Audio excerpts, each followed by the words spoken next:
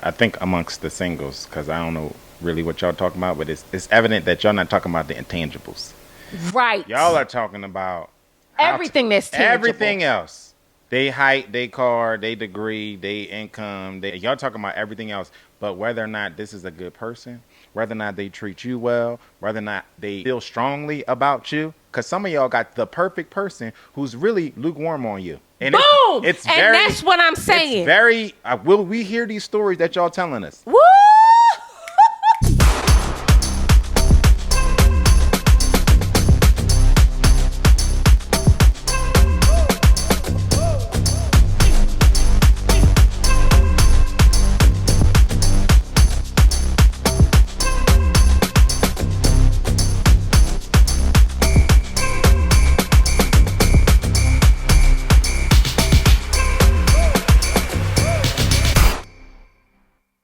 Hey, my loves, welcome back to our channel. Thank you so much for joining us again.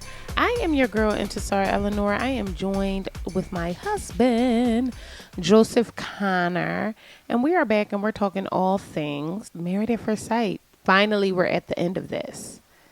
So this is the Where Are They Now episode. Okay, I would talk about the second part of the reunion, but I don't feel like we got much of anything out of it. It was just more drama in the second part, but you're right. It really wasn't much to take from it. Just extra drama, extra people crying. Everybody's the victim. It's just exhausting. Yeah. More of the same. More of the same, which is really kind of like mid. And I kind of feel like we know where they are. Living in the land of the Delulu. Like, we already know where they are. Yeah, we do. I feel like it's so much I want to unpack here. Brennan, over time, is not the problem. Right. I think Brennan was initially the problem. I do too. But her inability to let it go and her perseverating on this topic, because they're saying that it's 9 months since. This is filmed 9 months later? The reunion? So it said 9 months. Like when I was watching the beginning of it, and you guys tell me if I'm wrong about the timeline. Oh, are you talking about the reunion? Where are they now? Where are they now? Oh, okay, yeah. It's 9 months. So I don't know. Yes.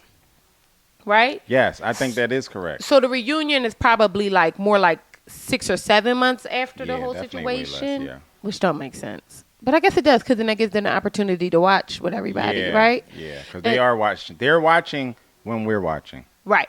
And then they get to the 9 month mark is where are they now. Mm-hmm. So the idea that it's been 9 months and we are unable to move on, like I as a woman who has had exes, and you have had exes as well, I'm not talking. I mean, I talked about my ex afterwards, and I still talk about my ex to this day, but not like with vitriol. Like the whatever hurt or whatever I was experiencing during that time has not trickled down. So it's not like I'm talking about it with the same fervor, I guess I'm saying. Well, you don't talk about your ex at all today, because I don't allow that, number one. Well, I didn't mean to say it like that. I don't think you said it any type of way. I just wanted to you be just clear wanted to that that's not something we do. You know Yeah. what I mean? I just think, how can you move forward if you're constantly looking behind you? Everybody is always, they're all talking about, we're in solidarity and moving forward and progress, and we just want to, get to our better selves and get past this. Y'all are living in this moment in time. You are obsessed with these men that you apparently do not like, and it is very weird and very creepy, to the point of going to a tattoo parlor and trying to commemorate what some of you are calling the worst time of your lives.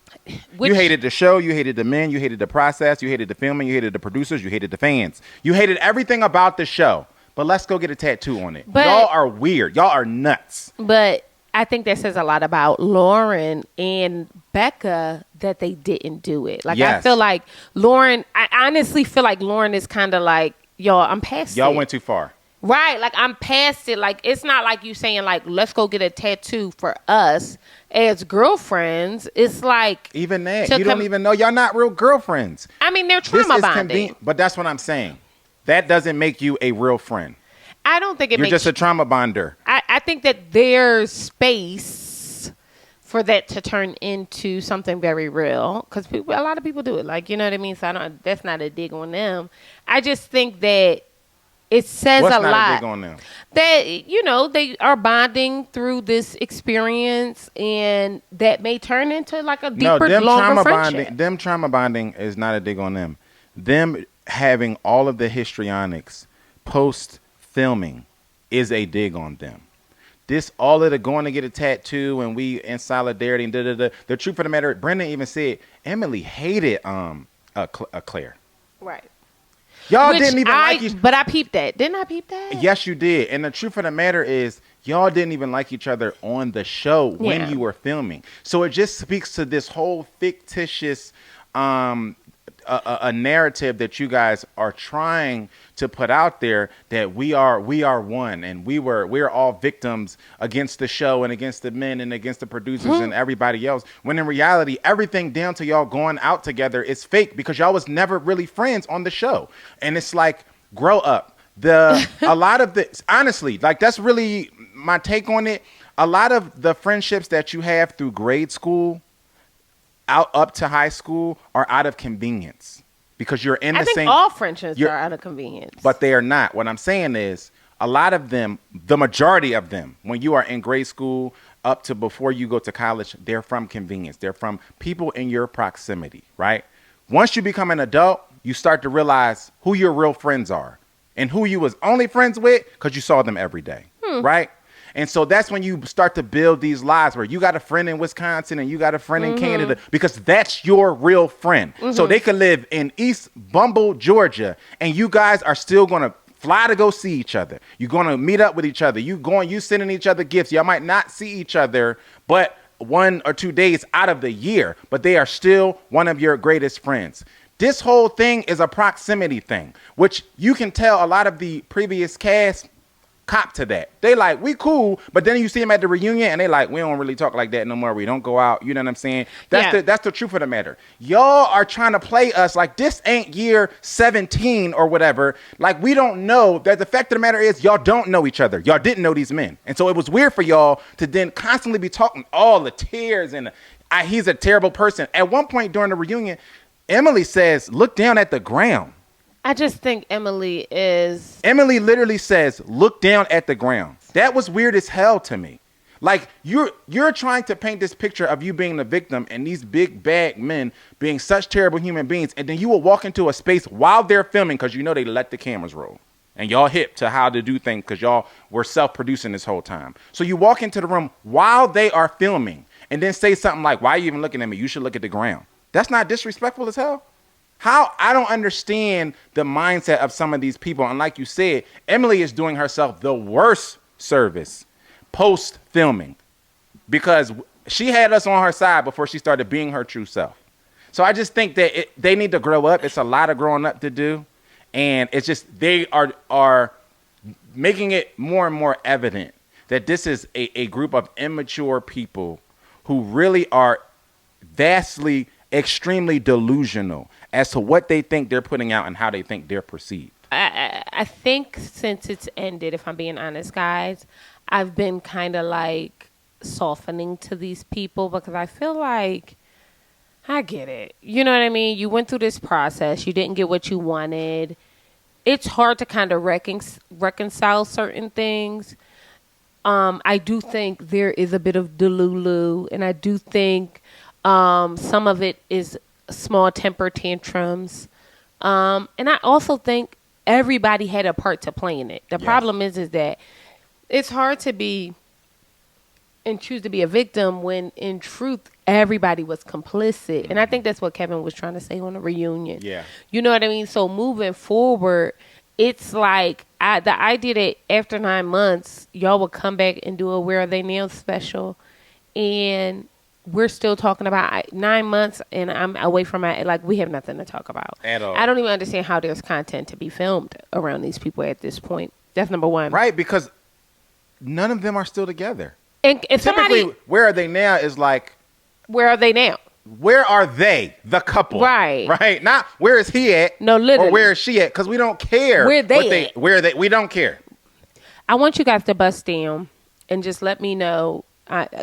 correct me if I'm wrong. I'm almost certain in the beginning of the episode it says that it's 9 months later. Okay, Pastor Cal said it. I'm almost certain, but you guys correct us if I'm wrong.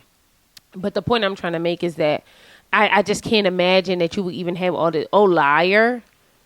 Oh, liar. Like, I haven't had many people dog me out. Like, I'm going to keep it 100. Like, I haven't had many people dog me out. But I don't know that I would be still, like, going through, like, calling him names and all. Like, you got to get past those moments. Well, because also, Orion didn't dog you out. I think so. So there's that part. That's what's awkward too about it. Like, y'all have all of this animosity and vitriol towards people. Some of you who did nothing wrong to you. I think there's a world where what Orion did could be perceived as annoying and whatever, right? But I do think you're right that he didn't necessarily lie, but I think that he also wasn't grown enough to be real about how he felt about things, and that's annoying as hell too. Yeah, but it's a line between that and dogging you out to get to the point of liar. But I do think, you know what I mean? Like, how are we getting that far? Now we Donald Trump with it. We over here, you know what I mean, calling people lazy Lisa, and you know what I mean. Why are we funny. Why are we throwing insults at people that you just didn't work out with? This was an experiment. It did not work out, and like you said, a lot of it to an equal of fault, or not even so much so. In the case of Orion and Lauren, you know what I'm saying? So it's just like weird. It was weird. I think that the whole situation, I don't know. She all sitting up there with the glasses. The whole scene. First of all, sorry, y'all. The whole scene with her and Claire was so overdone. They made espressis. The only thing I got from this that entire means an espresso martini. People do it's espressi. But the only thing I got from this entire season of Married at First Sight, the only thing I learned is that I may begin using the term teeny time, because I love that. Because I love a martini. So teeny time. I love that, girls. I love that. But I do feel like, on with this. Oh, Claire got a man. We don't know who this invisible human is that live all the way in, see, he in Wakanda somewhere. Right. She talking about she got a man who we long distance right now. What? But that's the thing I love too. Everybody come back and they up. Everybody is up. Oh, you know, I got a promotion. A $30 million promotion. Yeah. And I just bought 17 homes. Right. You know, I got proposed to by Derek Jeter, but I told him no because Dwayne Johnson wanted to marry me. So now I'm engaged. So I saw Derek Jeter in person. Did I see Derek Jeter in person or A-Rod in person? We don't know yet. It was one of them. They look just alike, and it was one of them. And I thought, oh, that boy is clean. We debated for 5 minutes on who was who. We're not sure. I just don't know which one it was. But the point is, the whole scene was kind of, she got herself a man. You can't possibly think these guys, Cameron is sitting somewhere, even though Cameron looked like he is tired. Truth is, I'm tired. Y'all tried to kill Cameron. Like, you can't convince me. And then y'all tried to gaslight him as if him having a literal heart problem was a him issue. I just can't. Y'all are crazy. Oh yeah, Cameron just quit. No, he was in the hospital. Like, what are you talking about? He was done with her ass, and he really, and the truth is, the Lord gave him a reason to be done. The Lord said, you know what, baby, you really think this is a heart flutter and this is going to be like something that's, persistent or whatever, and life-threatening. It ain't, baby. I just want to get you out of there. I'm getting you out of there. So the Lord will provide. The Lord will show up when you need it. And he probably really needed it. He probably really needed to be like, I have to get away from this situation. I think he did. You know what I mean? Like, it's not good for me. But I'm not going to pretend like he's not looking like he's using something. They drove him to do something. Because the baby is disheveled. Yeah, he looked like stressed. He looks extremely stressed. How do we feel about Chloe not dealing with the girls any longer?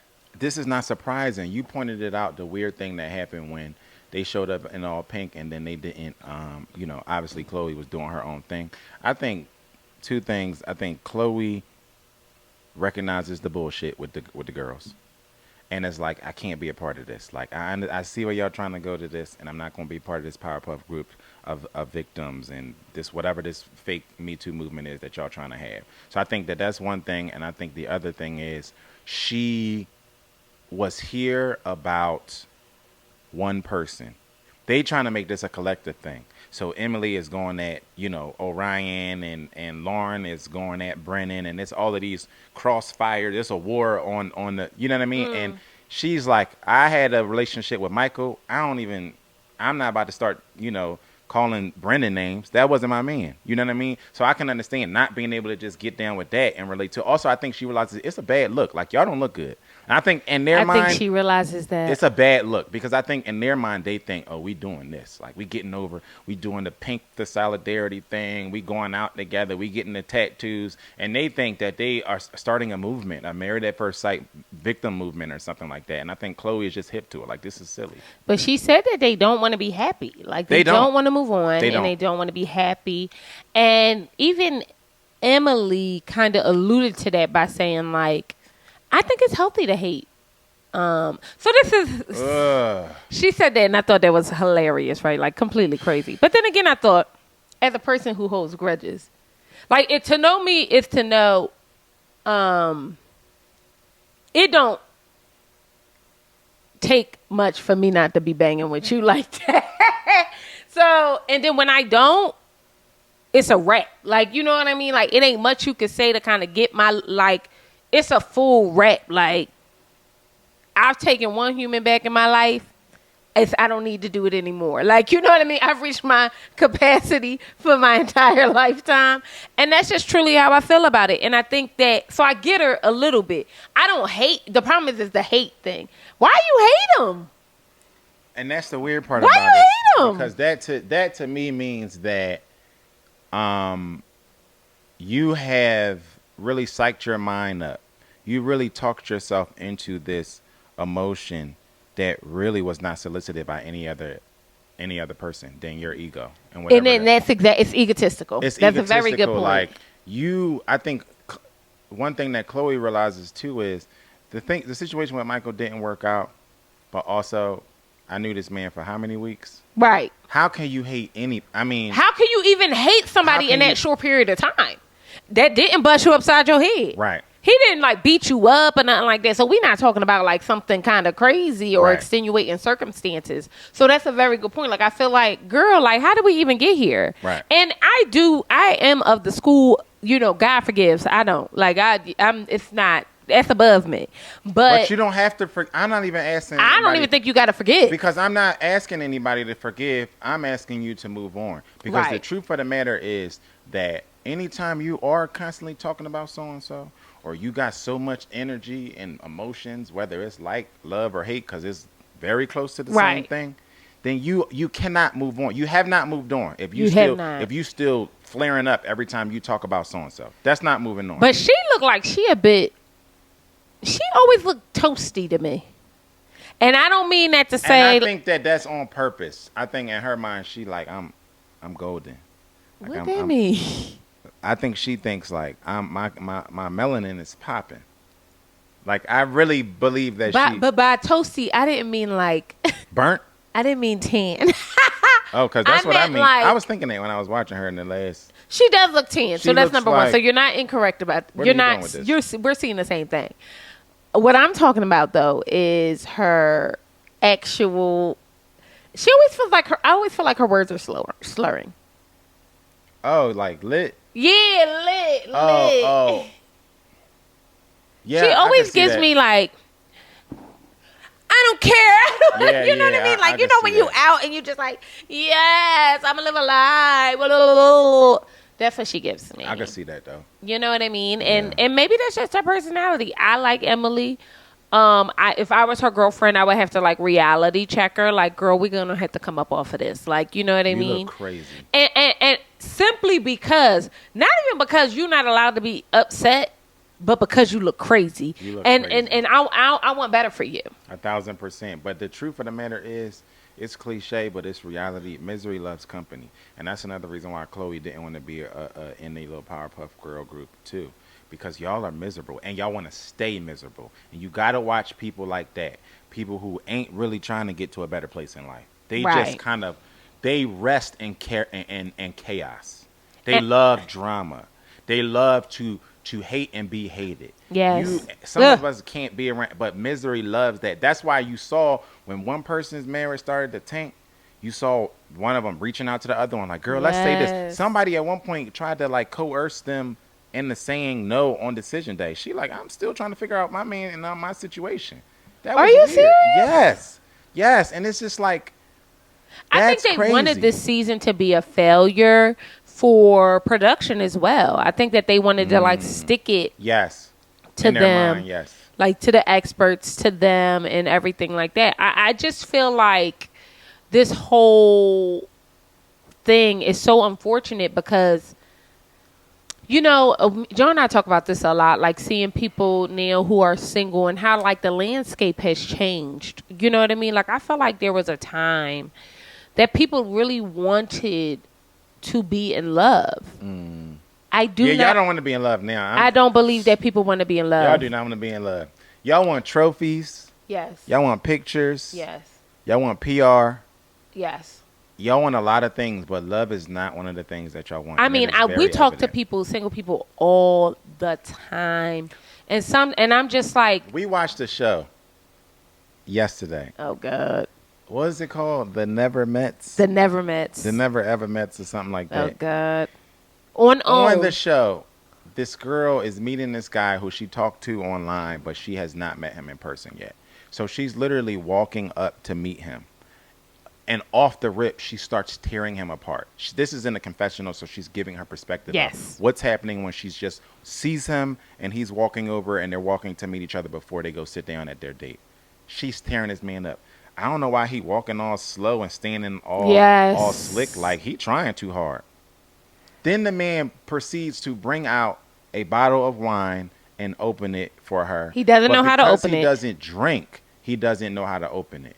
So she had a problem with that. First of all, why is it wine here? I feel like if he don't drink, then this is just a date for me. This man does not drink, so he's doing something specifically for you. Literally. And somehow you found a way to make him the problem because of it. Then she proceeded to make fun of him because he didn't know how to use the wine. but rolling her eyes and everything. She rolling And her eyes. She talking bad about this man. Yeah. This to me is a microcosm of the larger picture of Yes. the dating world today. A lot of y'all Y'all don't are wanna nuts. be in Y'all love. don't want to be in a relationship. Because it's so, I've never seen so much nitpickiness. Oh, but my you, God. But you know what it is? It's not even that y'all don't want to be in love with someone. You're not in love with yourself. Because if you were in a space where you loved you, right? And I had this conversation with a group of other single women, and we were talking about like, oh, he got to be fine. He got to be this. He got to be that. And I said, what's very clear to me is that y'all never even had a mother jumper love you. Like, love you down. Like, you know what I mean? Be completely into you. Because if you had somebody that you've ever experienced just be completely into you, and you loved you the way that you're supposed to, what he look like, smell like, you can fix all of that. What people don't get is that stuff you can fix. Yeah. So, but if that's something that you're, oh, well, you know, he this and he that, and I don't like the way his hands look, and I have heard some things, y'all. The things that they say And is crazy. it's crazy, and it's sad. It's Crazy. sad because the girl literally said, don't lose your train of thought, No. but she literally said, I just didn't like the date because I felt like he was trying too hard to impress me. This is what she said verbatim. I felt like he was trying too hard to impress me. Yep. Y'all are nuts. Y'all are don't nuts. love yourselves. Like, because but that's then we'll all he complain should about be it. Then we'll doing. complain about it. So when a man is giving you dust, then it's, well, No, they like that they man. ain't S and doo whoop whoop and but now it's he's trying too hard. What do y'all want? They don't want relationship. They just want to complain about it. And I'm saying that because I do think finding a spouse is relatively hard. And I also think, I I really am of the belief the older I get, the more I get rooted in my relationship, the more I see other relationships around me. Everybody's not supposed to be in love. And a lot of y'all are not going to experience that in your lifetime because you're struggling to love yourself. And I think if you were to love yourself, your journey would only be to be in love with somebody who is even more in love with you. Right. And I don't even think y'all are hearing that. Like, there is something to just finding someone who loves you. Right. Y'all so busy trying to figure out, well, I gotta love them back. I gotta feel this way back. I gotta do that. No, the feeling of having somebody want to pour into you, it is so wide, like so profound. It is such a large feeling that it's so hard not to love somebody who love you. It is so hard to be seen by somebody and felt by someone and not love them back. But you don't love you. Yeah. You do not have the confidence in you. And I don't care what nobody say. Every time I hear these conversations, I be thinking, you really do not like yourself. Mm-hmm. I think every man's supposed to impress. Every man that I've been with, including my husband, you supposed to always think you impressing me. I'm always unimpressed. Ask him. Am I always unimpressed? Yes, very much so. I don't give a damn what you buy me, what you do. I am perpetually unimpressed. Your entire life's work should be to figure out what the hell I want, how I want to be happy, what can I do to make her. That's all you should be thinking about. I in turn create a world where he can do that and show up that way. Y'all do not want to be in love. And it is so clear, just based on how y'all interact with people, the way that y'all are so critical of others, that all social media has completely, I love social media. But I do also think in such a large sense it's ruined how we look at people. It's very clear that it's messing y'all up, and it's messing y'all personal lives up. And that's the awkward part, because a lot of y'all ain't got no followers, no influence, no nothing. And I don't know why y'all out here who are you fronting for? Like, who are you? Y'all read these tweets and y'all see these posts and y'all see these TikToks from people who do have influence, who do have a following. And then you will take this BS into your personal life and front for your no one that's following you. Why do you need a man who look like, Beyonce man or as rich as I don't understand. I don't get it. Like, you're not in her situation at all. Beyonce can only date a particular person, but because she is Beyonce, right?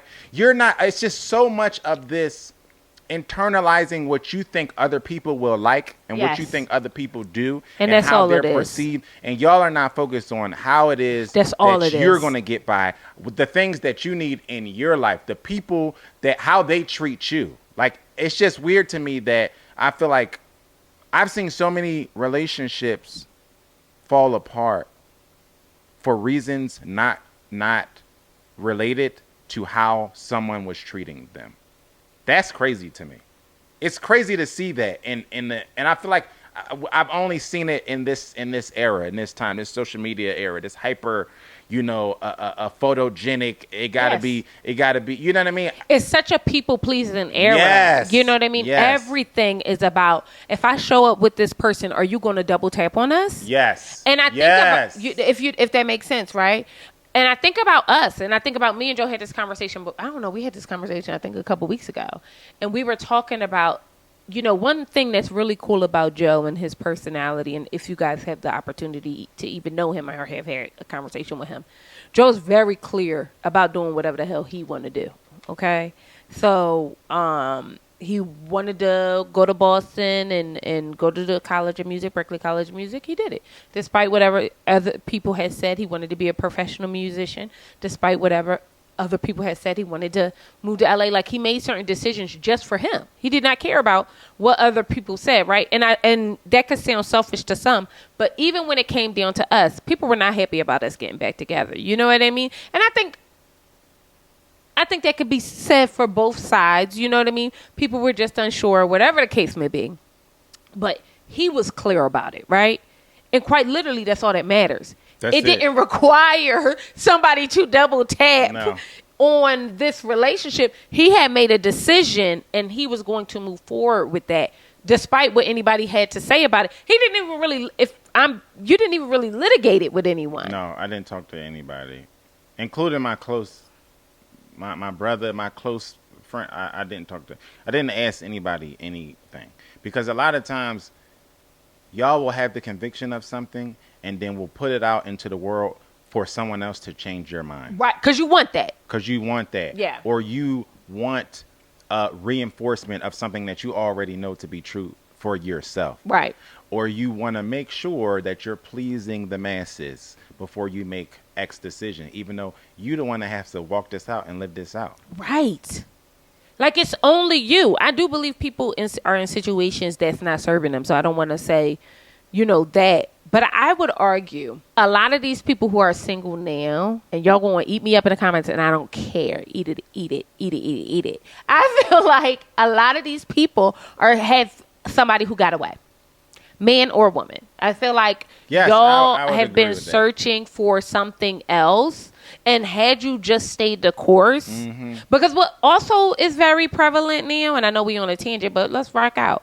What's also prevalent now is that everybody wants somebody ready-made. Yeah. It's just not But that real. just happened too. That just happened once we can show our lives through a Yes. scroll. All of a sudden, we had to up That's the ante. 1,000%. You know what I mean? Everybody got to be turnkey. Yes. That's a new thing too, and it's like it's happening even at the younger and younger ranks. We met when we was 16. Yeah. How you looking for a finished product and you're not even 18 yet? But He gotta have this and he gotta what 25-year-old man is just done. He got it all. what person is done? What At every person? stage of life, we're in constant flux, right? Right. So I may have the other scary thing is the idea that we're in constant flux emotionally, mentally, physically, financially. Yes. We're always in this thing where life is changing. Life is flowing It's and very ebbing. much fluid. And people pretend like that's not a thing. I know. It's like Joe was on tour 6 months out of the year just 2 years ago. Right. You know what I mean? Life changes. Like, People evolve. People You have evolve. to give people room to evolve. But the irony about it is, y'all will be searching for these people, and you're not done cooking yourself. y'all will be searching for these people and think that you're supposed to have a certain person based on the fact that you work somewhere. Right. You produce a certain amount. You do, and that matters not. Right. And that's what I mean when I say y'all not even. The only basis for love for you is what you produce. That's how I know you don't love yourself. Right. Because when there is nothing going on, do you love you? Because if you did, you would be able to show up in spaces where other people are in transition, other people are in flux, and you will be able to grow love and be a good partner. But the truth is, everything in your life is based on productivity. Everything in your life is based on what you can produce. So therefore, it's hard. If I'm not producing, then I'm not doing this. I'm not doing well. If I ain't got no goals, I ain't doing this. I ain't doing well. I'm out here in the world. I don't know what's going on. Like, that's not the purpose of your life. The purpose of your life is not to be making money. The purpose of your life is not to be constantly working for the man or doing something for somebody else. It's so much bigger than that. Yeah. It's so much bigger than that. And because we all are going through this thing and are unable to conceptualize that, a lot of y'all are going to remain unloved. I'm not going to say single. I'm going to say unloved. Y'all going to find somebody, and it's going to be exactly who you want. Mm-hmm. And they're going to be lacking everything that really matters. Yeah, because the one thing that I think we're not paying attention to when we talk about finding love and finding relationships and things like that, I think amongst the singles, because I don't know really what y'all talking about, but it's evident that y'all not talking about the intangibles. Right. Y'all are talking about everything that's tangible. Everything else. They height, they car, they degree, they income, they this, they. Y'all talking about everything else, but whether or not this is a good person, whether or not they treat you well, whether or not they feel strongly about you. Because some of y'all got the perfect person who's really lukewarm on you. And boom! It's and very, that's what I'm saying. It's very evident. Will we hear these stories that y'all telling us? Woo! They perfect. Y'all don't want to talk about that, though. They this and I like this and I like that about them, and they don't feel the same way about you at But all. they haven't talked to me in 7 days, and they don't.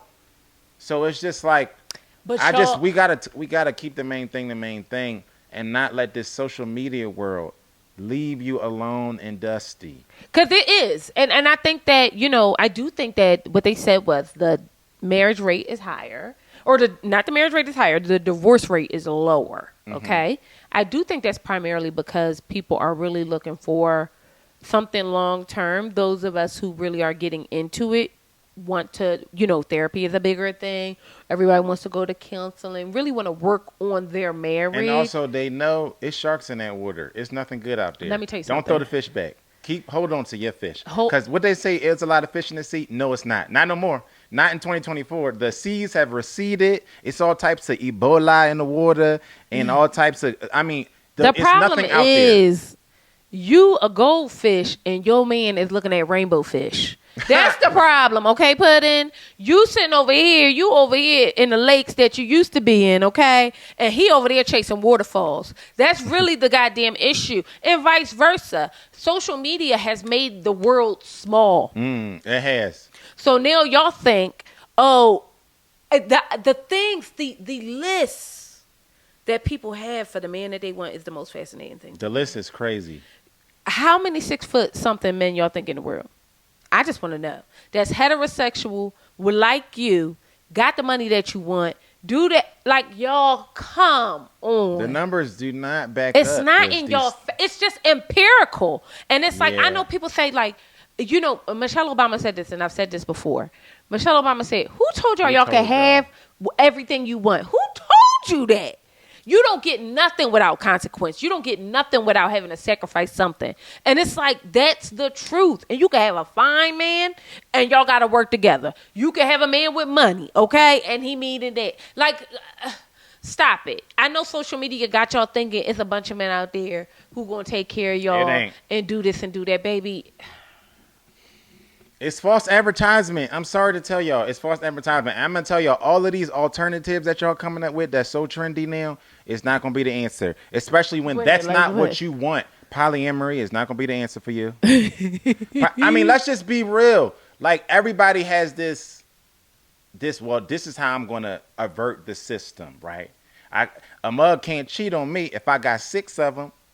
If you, at your core, long to be in a loving monogamous relationship, you're never going to mask it with being poly or being something else or just being outside and wilding, or like, that's not you. When I was a single man, I was very much so free to do whatever I wanted whenever I wanted, and I kept finding myself in relationships even when I was not trying, because that's who I am at my core. So I could come out here and try to act like I want to be, Nick Cannon and just be spreading my seed, but that's not who I am. That's not really what I want to do. Right. So when I had to be honest with myself, I don't really want a bunch of Jones. Also, have you dated a bunch of women? It's exhausting, right? You know what I mean? Who has I don't know any men that have the intestinal fortitude to keep multiple women happy. I don't know many men that can do that. You know what I'm saying? So the truth of the matter is, a lot of y'all are not being true to yourself. You're trying to be true to your followers, or to what's trendy, or to what's sexy. And now that's the end thing. Now it's me and my multiple boyfriends, or me and my multiple women. When in reality, you're doing this for the gram, for cameras that aren't on you, for a following that you don't have. Right. And it's very weird. Like, we have to get back to,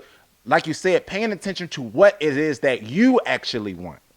That and not what need. That you actually want and that you actually need. Like, what is it that truly makes you happy, right, regardless of how other people feel about it? Right. You know what I'm saying? Like, it doesn't matter if you love this man, but you think that your girlfriends don't like how he dressed. You know how many women have cut men in that predicament? Joe, we had this conversation about my brother. It's his birthday today. Happy birthday, Mo. Love you, boo. My brother, at I am Max level, he is a barber, like a crazy celebrity barber and entrepreneur, and he does hair units, and we all having this conversation. There's a group of us, and we having this conversation, and someone says, like, would you actually date a man with a unit? And I'm like, hell yeah. Like, most of these men have women. Like, who don't want to look their best self? I'm sitting up under a wig. You sitting up under a wig. Why would I be mad at him? You know what I mean? Like, let's keep it 100. Like, if he wanted to do something to make himself look better and we do it and he look better, why wouldn't we continue with that? Like, but the problem is, right? But what I said was, in the moment, I said, him having a hair unit serves you how? How do it serve you? It don't, right? Your fear is that somebody else is going to find Yeah. out that he has a hair unit, and then they're going to be looking at you funny. So it's rooted in you serving other people. The problem is that you got to love yourself so much more than for that to even seep into your brain. It could never matter to me, okay? He could be bald. I be doing whatever I got to do to make sure my man look the way he want to look, okay? Are you crazy? Yeah. You think that I would be bothered by the fact, what? Yeah. But the problem is, social media got y'all thinking. Most of these men got units, y'all. Y'all think all these men got nice hair like that? God bless. Or doing something to enhance. We all enhancing our beauty in one way or the other. So the idea that something that serves you in no way, shape, form, or fashion will be a reason why you don't deal with a man is why you ain't got a man. I mean, that's it. That's why you ain't got a man. And that's why you ain't got a woman. Because y'all be in this world like, we was watching the Never Mets. The guy gonna say, with your fake ass and fake titties. You remember he said that? Yeah. And I'm thinking, you was cool with it just a week ago. How you gonna bring up something you was just cool with and try to throw it at her like a dig? Like, that's weird as hell. Yeah. You know what I mean? And you're a mad weirdo for that. Like, okay, she enhanced herself to look a certain way. You was just all up in it. Right. So to me, it's like, y'all, these are the things that matter not. You know what I mean? Especially women. Y'all have to find somebody who love you more than they love them. Men have a way, because they aren't rooted in empathy and emotion. A lot of things that they do, they move out of logic, right? So you almost have to find a man who loves you so much more than you love him, simply because of how we love. It's just how we love. It's got to be something so deep rooted for him in order for it to be real. You know what I mean? Whereas women, I really do believe we have the room to romanticize things in a way that men may not, right? So that's what I say when I mean, that's what I mean when I say he got to love you more. You being more concerned with how all this other stuff is why you can't see the forest for the trees. And that's why these girls on this show, Married at First Sight, is also going through the shit they're going through. Yes. Like, girl, like, Becca, you're not with this man because you didn't have the stomach to be married. Because if you're trying to tell me, yeah, he might have did something or whatever that you didn't like, y'all are already married. And it's already been kind of good. That you want him. And it was so evident. You distancing yourself from this person was based off the energy that your Powerpuff Girlfriends was giving you and telling you to go with. So you are under this peer pressure of F these dudes, we not rocking with them. And so you like, yeah, girl, that's we right. ain't rocking with them. Yeah. But you talking to us and the camera like, it is hard to see him because I miss him. What? So be in your space and forget your face. Are you crazy? Like, it's just weird. Like, please. But that's what I'm talking about. That right there is a synopsis of like how a lot of y'all run y'all lives. Because if your girlfriend is done with him, then you done with. No, that's your man. Like, forget what because she ain't got to be at home by herself when it's cold outside. And also, he did piss me off. And guess what? He's allowed to do that. And it ain't gonna be the last time. And it's not gonna be the last time. But in 2 months, if you both can come to the table and say, okay, we still willing to be here, you have to see it. Like, to me, I would be just furthering the counseling. Like, okay, we're going to be here. It's not great right now, but let's really, you know what I mean? This thing where like, oh, he's just not my person, and whoop-de-whoop, because he didn't throw you up against the wall and get right to it. Right. It's just like, and I get it. It's got to be sexual chemistry, but I'm just like, Becca, girl, but y'all you got also, my head itching. But y'all also y'all didn't have a typical relationship where y'all met in the streets, because most people the inception of most relationships are from physical attraction. Yeah. Right? If I don't know you and you don't know me, the only reason I have to walk up to you and say something is because I like what I see. Right. That's just the truth of the matter, right? Y'all don't have the benefit of your relationship starting that way. So you also have to, when you sign on to this process, you have to know where you need to give a little extra, what areas you need to give a little more grace in. And physical attraction and sexual attraction have to be a part of it, because you were not able to lead with that. So you have to allow those That's things. A good point. You have to allow even more grace for those things to build over time. That's a good point. Because inversely, you guys have a jump start that a lot of people do not have when they first see that person across the room, which is commitment. Yes, This I person said that. is Yes. already committed to you.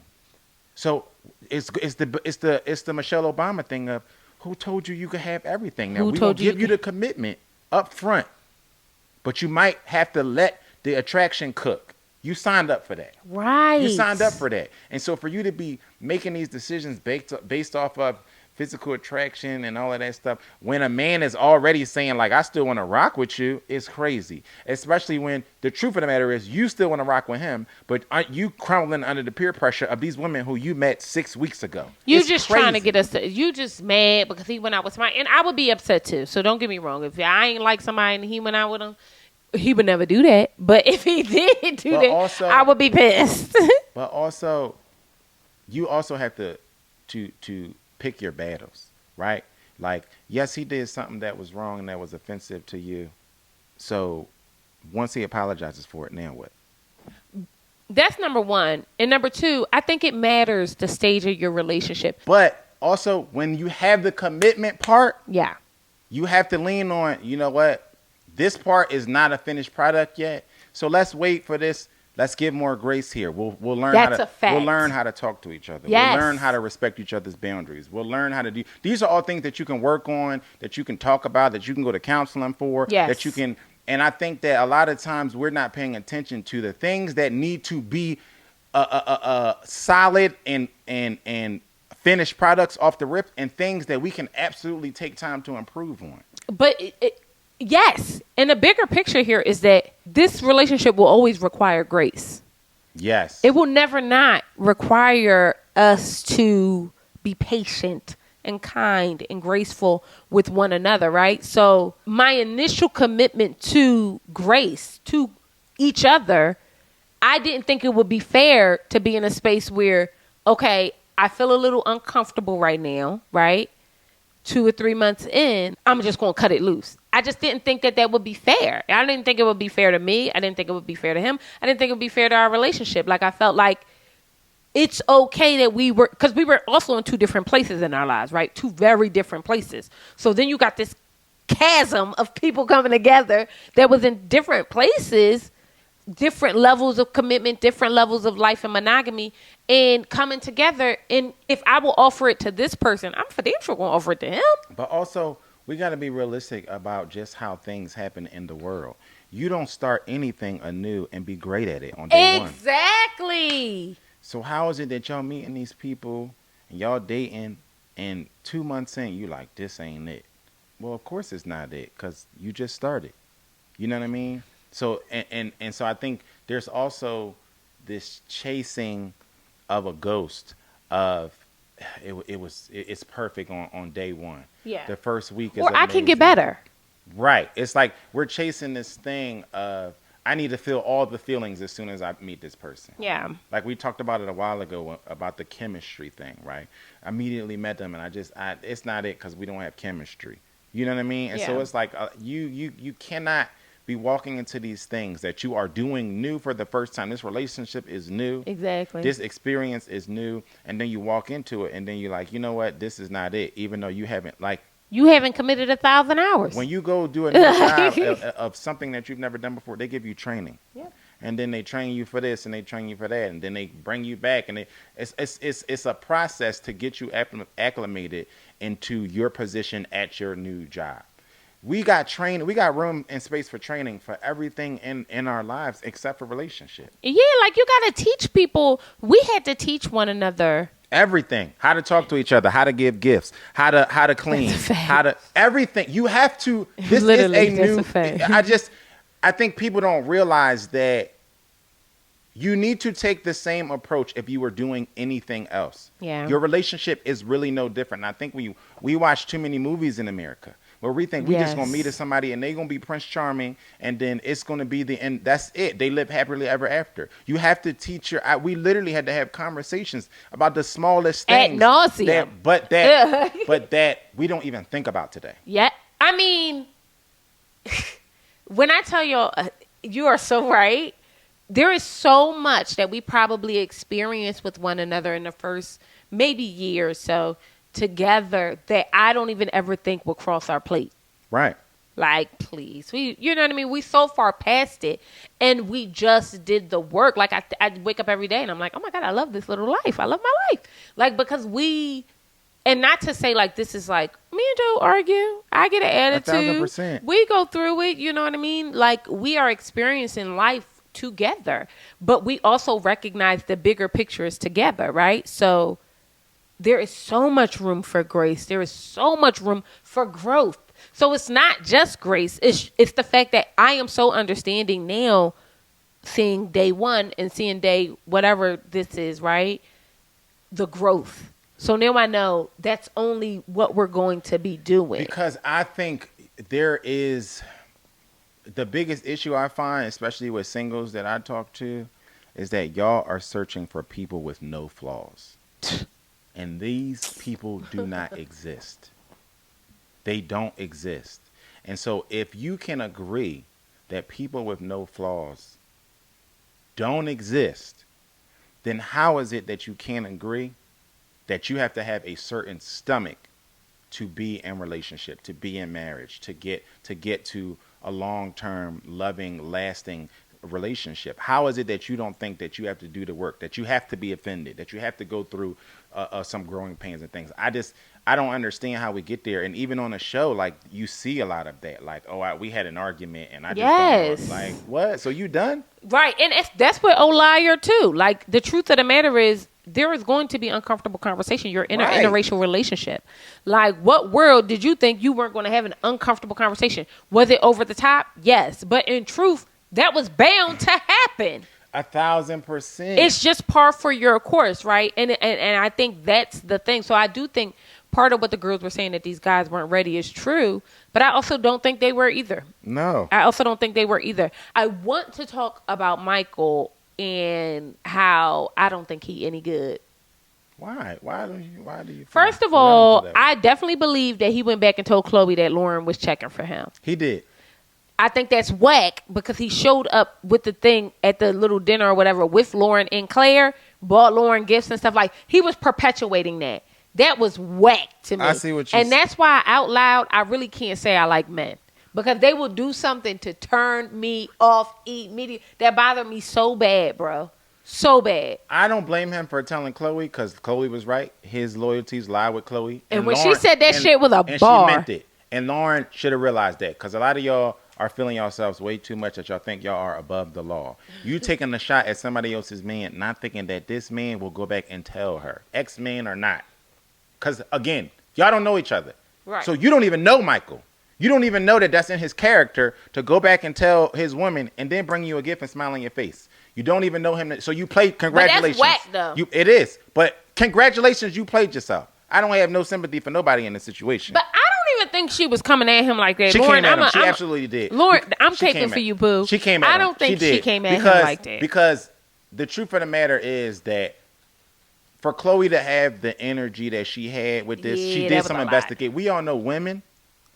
A lot of y'all watching this are women. So somebody tell y'all something, what y'all gonna do? Investigate it. True. So I believe everything she said. And I believe that, again, the dynamic is, even if I can think about myself, like, even if I wasn't together with somebody, but we had a rapport, and so you might be my ex, but I'm single, this girl's trying to come at me, I'm gonna go back and tell, like, your girlfriend is, I don't even know the John like that. You know what I mean? Like, why wouldn't he? You know what I mean? So I just thought, I don't feel bad. I agree with you. But he didn't do it like that, babe. He didn't do it like, why? You're saying, like, you would be like, your John is trying to talk to me, and you wouldn't mess with her. That is kind of how he said it, Joe, but his actions were different. If I'm interpreting your actions and you come to me and this girl... But I think, to your point, he was placating. He doesn't want Lauren. It was a camera thing. That's to your point. He on TV. But that's why I'm saying it's whack. I do think Michael was placating her and everyone else, but I feel like it's whack and it's full of drama. So I'm glad that Lauren chose to, like, unfollow him and all that stuff like that, because that shit was whack. Well, she chose to also strike up a conversation with him too, so that was whack too. I just think it's all a bunch of drama, and like you said, with the thing from the beginning, everybody is a culprit. You know what I mean? There's no innocent people here. And that's just what it is. It is all a bunch of drama. And it's also all exhausting. Yeah. Like, I'm really bored of it. And I really want Lauren because I see redemption in Lauren. She can get away from this and be better. I don't think she can. Ooh. Because the one thing that I think you need to progress and to move on is accountability. The lack of accountability, especially amongst the pink Powerpuff Girls, is terrible. I mean, it's abhorrent. None of them did anything wrong. None of them played a part. They were all victims. They were victims of the production. They was victims of their relationships. Everybody's a damsel in distress. Nobody made their own decisions. Everybody was coerced into doing. If they did do anything wrong, they were coerced into it. They were pressured into it. They were manipulated into it. They were gaslit into it. It's bullshit. And so the one thing that when I know when somebody ain't, when I used to teach, I always knew the students that would be better long after me, because the students that wouldn't, whenever I told them they was doing something wrong, they were combative. Really? Yes. Well, you told me to do it that way. Or, well, that's what my mom gave me. Or it was always a thing. But the students that was like, you know what? You're right. I can see that. I can do that better. Like, those are the students that I knew, like, you're going to be all right in the world. Y'all that ain't never did nothing wrong and then every relationship was somebody else's fault, you're bound to drizzle. And you'll never get above water. And I see that in all of them. Except for Chloe, but the rest of them, it was very clear that there was going to be no accountability there, and to the point where y'all thought y'all was pulling the wool over our eyes. But anytime I tweeted something about it, I'm never get 100% love, and it was like no one was disagreeing. Yeah, I think we're very the people who are watching are very. It's polarized in one direction. In one direction, y'all not feeling anybody. Yeah, anybody. Yeah, I just, I think I just really want better for her, and I don't want them to be bitter. I don't think that's serving them. But the problem is you can't want it more than them. They want to be bitter. That's what Chloe was saying. Yeah, she did. You can't want to move on and then go get a tattoo about the situation. You can't do it. It doesn't make sense. But you know what else I don't like about Michael? You told this woman you wanted to get a divorce, right? And then you want to sit up here and be all laugh, giggle with her. It's almost holding her emotionally hostage, and I don't love that. But I honestly believe that this is the filming process. It's like, you guys are divorced, you're done, but can you come together and go to the bar? Hell, no. You know what I mean? Like, so now we laughing at each other. We got to appear to, because they also still playing the PR game. So they want to look cordial and look a certain way, and you know what I mean? Excuse me. So I think that that's a lot of it too. Like, let's just stop filming, because I think what we find is, like the Orion thing, I think Orion was doing the same thing. I'm on camera with her, so I got to act like I still like her. What y'all think about Orion haircut? The truth of the matter is that when they weren't filming, Orion wasn't talking to her. Right. And by her own admission. So I think a lot of it is, like you said, let these people go. They don't have to still film it, because a lot of it, they feel like they got to do something with their hands on camera. And so a lot that turns into, well, yeah, we should get up maybe later. We all been in that awkward elevator conversation, like, so let's maybe, Yeah. No, you ain't really going to talk to this person after you out of this elevator. Let's go get coffee. Yeah, but you're not really going to do it. That's really what we watching. And you can't, no, but then when he showed up to Chloe Joan with a gift too, I'm like, Michael is not, let me tell y'all something, what a man will do. A man will leave you in the desert with no water, okay? Ain't that what the Jones said? This man literally had me on his side the whole time, only for him to show his true colors in the end. Like, I'm so exhausted with the Dr. Phil, Confucius, Elijah Muhammad rhetoric. I'm so exhausted. He's so above it and peaceful. We get it, Russell Simmons. We don't want to hear it. It's for the TV. But they all doing it. I'm not going to kill him. They all doing it. I think Chloe is doing it. I think they all doing it. Yeah, because everything is not positive, right? Yeah. And that's why I kind of bang with Emily, because I get where she's at. But she just got, if I was her girlfriend, I'd be like, girl, we got to tone it down, because I get you mad, but you can be mad with me. Don't be mad outside. Yeah. You got to be like, hey, how you doing? You know what I mean? Because I don't want nobody talking about you. But like in real life, it's like life throws curveballs. Everything is not great. Everything is not always positive. You do not always have to find the positive point in everything. Like, right. You know what I mean? Sometimes life just lifes. So when he's talking and it's all this Yoda BS, I just be like, boy, So that's how the tide turned with Michael. I'm done with him. I'm done. I'm so glad it's over. And I'm actually excited about Chicago, guys. I think Chicago is a great city. I think Chicago is a wonderful city. Mm-hmm. So I'm actually excited about them going there. And I think, fingers crossed, we'll be redeemed. The city makes me feel like we'll be redeemed. I agree. Because it is, like you said, it's a major city. It's a lot of young professionals. It's a diverse city. So we're going to get some blacks. It's a diverse city. Yes. Again. So y'all don't hit us with the excuses, because a lot of y'all got egg in y'all face. Y'all was trying to defend. Well, it's no black people live there. I was trying to defend it too. I mean, and let's be honest. We need the diversity to make this good. That's just the truth. That's just the truth of the matter. You know what I mean? The thing that gives me pause goes back to accountability, because these experts, they aren't taking accountability. Zero. And that's the problem with the girls' strategy. If they would have let up just a little bit, they would have been able to call the experts on the carpet. Yeah. And I feel like everybody, go ahead. Hold your thought, because I'm gonna be quick. Not even if they would have kept it real. The biggest issue is that y'all were disingenuous from the jump. So y'all we can't even be mad at the experts for real, for y'all outcome, because y'all produced it. Y'all created the outcome. But here's my thing. The experts pick these people.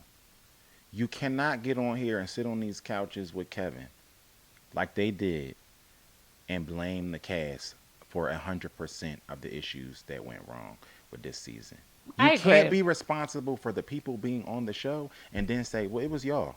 Y'all duped us. Y'all was not real with it. If y'all was real with us, then we could have fixed it. No, y'all picked these fake people. Yeah. Y'all picked these fraudulent people. This process, then y'all told us it was no blacks. It was no diverse people to pick from. Then y'all always got an excuse for why y'all ended up doing this. And the truth of the matter is, the thing that gives me pause that we will not be redeemed is the same thing I said about the kids. When there is no accountability, I'm not confident that anything will get better. Because you cannot leave a situation and not share no percent of the blame goes to you. Right, because none of it. It was all the cast. Right, like y'all don't. There's never a sentence where people are like, "I don't even know how he got through to this process. I don't even know how he got through." You never even hear that. Right. They literally, what the DC one? Was it DC or Baltimore? One of them, the guy was a pathological liar. Literally lied about everything. I mean, I never even hear them say, "You know what? We just have to do a better job of doing our due diligence when we picking these people." I've never heard them say anything in the way of accountability. It's always pushing the onus on the cast, and I'm disgusted by that. I can't believe you would do that to her. I can't believe you would do it to him. I can't believe. And it's like, y'all pick these people. But I think even more than that, I think that early intervention matters. I think that you cannot put these people in this situation and not provide them with resources, extensive resources. We know y'all come around and y'all provide the questions. Because what's also corny is y'all be watching. So y'all will come in and use it as a jab in episode 24. Right. And then be like, well, we watched, so I see you said this to her, right, but I saw you say this. Well, if you saw them fighting on the floor in the hotel room, why wouldn't you interject yourself and say, let's talk about the fight that you guys had on the floor of the hotel? Like, you know what I'm saying? I just don't understand how y'all could be batting a negative number with these couples for like 2 seasons in a row. I agree. And then come in and it still be everybody's issues but y'all. I don't understand that. I don't get it. As much as we don't like Emily and Brendan or Claire and Cameron didn't have nothing to do with last season's 0-5 grouping. So whose fault was that? How about that? Whose fault was that? Who are we blaming now? Kevin? I don't understand. But I think some things do have to change around production. I think that there has to be a mandatory 24-hour filming, period. Because what's clear is that these people are curating and doing whatever they want to. This shit got to be like Real World. Y'all remember Real World back in the day? The cameras was always on. Always okay? On, yeah. Don't get it jacked up. And I recognize. Stop with the giving them a call sheet. I don't even want to do that. But that's reality TV, the call sheet situation. Sometimes. The Real World was reality TV too. Oh my God, that's true. You understand what I'm saying? Stop letting them know. So be here at 12 o'clock. This is what you're going to wear. This is who you're going to talk to. When That's they get the call true. sheet, they get the rundown of the show. Right. So that helps them produce too, because they in a production meeting essentially. Right. You got to put them in the van and then say, 1,000%. Just be dressed. right. Exactly. Formal attire. And Right? I You know what also mean? think y'all have to put in the contract that they have to have a certain amount of diary cam hours. Yes. I Period. agree. Yeah. Like you got to have a certain amount of diary cam hours by the end of this. If you do not, then you're in breach of contract. Yeah. Because that'll cut all that shit out too. Where y'all don't, nobody had diary cam footage. I don't say we filming everything but the bathroom. Sign on and sign off. And keep it moving. We filming everything but the bathroom. So this is what it is. Exactly. Because at this point, y'all, it's like you can't even trust these people to show up a certain way because of social media. We get it. You know what I mean? But y'all got to CYA. We are rooting for y'all. We are rooting for production. We are rooting for a Lifetime. We are rooting for Married at First Sight. And the way to do that is to make sure you tie these people up in so much goddamn paperwork that they don't got no other. It's got to be the Truman Show. Yeah. Okay, you know what I mean? They got to be climbing off the set in order for them to think like for real, like because these people think that like they can really curate like it's their Instagram feed. Yes. Because I didn't understand that Truman reference. You never seen the Truman Show? I'm too young for this. So in the Truman Show, John, what's his name? Jim Carrey is in the Truman Show. He thinks he's living his life. Little does he know he's on a set. It's a set of a show every day. It's like the Amazon Prime show where the guy was in court and he didn't know everybody else was actors. That's exactly what it is. I liked it. You ain't want to watch it, but I liked it. Because I felt like that was. Imagine what that does to somebody mentally. I'm not saying it's not. I'm just saying it's entertaining. I think so. I think so was gladiators murdering one another in the Coliseum. Not on the same level. But Of entertaining.